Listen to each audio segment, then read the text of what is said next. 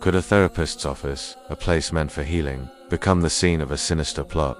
Today, we're diving into a story that blurs the lines between therapy and terror, exploring the chilling case of Julian Sullivan, a hypnotherapist accused of weaving a web of mind control that ended in tragedy. This isn't just a true crime story. It's a cautionary tale about the incredible power of the human mind, and what can happen when that power is twisted for dark purposes. It all started when a successful executive, a man who seemingly had it all, walked into Julian Sullivan's clinic seeking help for workplace stress. Little did he know, this decision would set in motion a chain of events straight out of a psychological thriller. Sullivan wasn't just any therapist. He was a master of suggestion, a charismatic figure who promised his clients a key to unlock their fullest potential through deep hypnosis. But behind the soothing voice and professional demeanor, a far more disturbing agenda was allegedly taking shape. The executive's family and friends began to notice unsettling changes.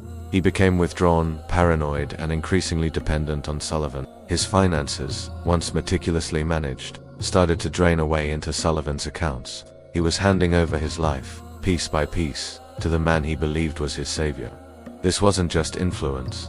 Prosecutors would later argue it was a systematic dismantling of a person's will, a form of psychological puppetry. How does this even happen?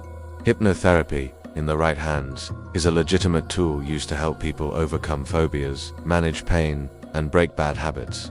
It works by guiding a person into a state of focused attention and heightened suggestibility.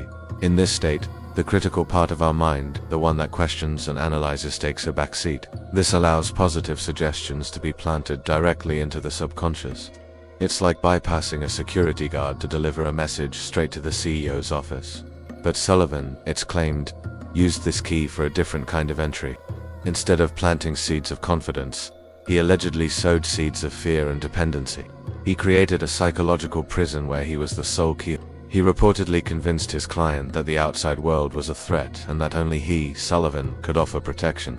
This is a classic manipulation tactic known as us versus them, isolating the victim to increase control. The story takes its darkest turn with the introduction of a third person, a business rival of the executive. According to the prosecution's narrative, Sullivan didn't just stop at financial exploitation. He allegedly used his hypnotic influence to turn his client into a weapon through repeated sessions. It's believed Sullivan implanted a deadly suggestion that this business rival was the source of all his problems, an existential threat that needed to be eliminated. Think about that for a moment. The idea that someone could be programmed, like a machine, to commit murder seems like something out of a science fiction movie. But experts in forensic psychology will tell you that while you and hypnotize someone to do something that goes completely against their core moral code, you can distort their perception of reality to a point where a horrific act seems justified, even necessary.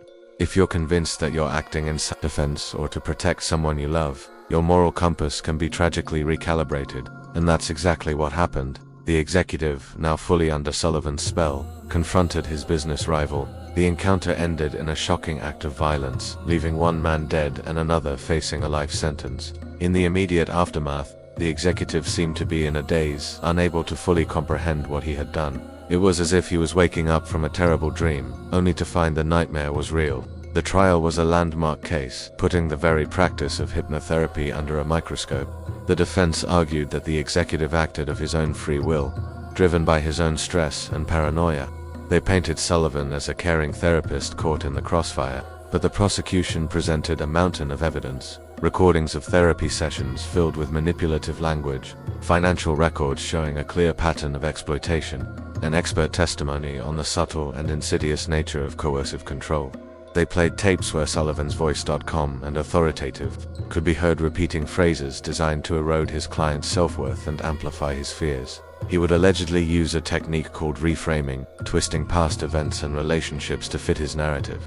A simple business disagreement was reframed as a malicious attack. A concerned friend was reframed as a saboteur. The world was slowly being repainted in shades of black and white, with Sullivan as the only source of light. The jury was faced with an unprecedented question: can a person be held responsible for an act they were psychologically manipulated into committing? And what is the culpability of the manipulator, the puppet master pulling the strings from the safety of his office?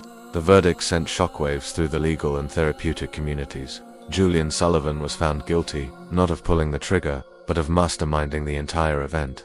He was a murderer by proxy. This case serves as a chilling reminder of the vulnerability of the human mind. We like to believe we are in complete control of our thoughts and actions, that we are the captains of our own ships.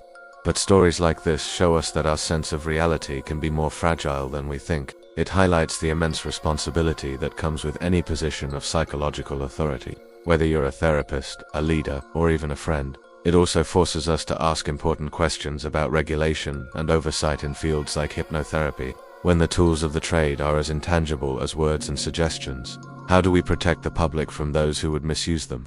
How can we ensure that a place of healing doesn't become a place of harm? The story of Julian Sullivan is a dark and complex puzzle. It's about greed, manipulation, and the ultimate betrayal of trust. It's a tragic tale of a life lost and another life ruined, all orchestrated by a man who weaponized the very thing meant to heal, the power of the mind.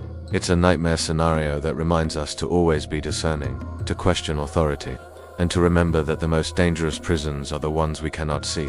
Thank you so much for joining me on this deep dive into a truly unsettling case. It really makes you think, doesn't it? If you found this story as fascinating and disturbing as I did, please hit that like button and subscribe for more content that explores the shadows of the human psyche. I'd love to hear your thoughts in the comments below. Stay safe, stay curious, and I'll see you in the next video.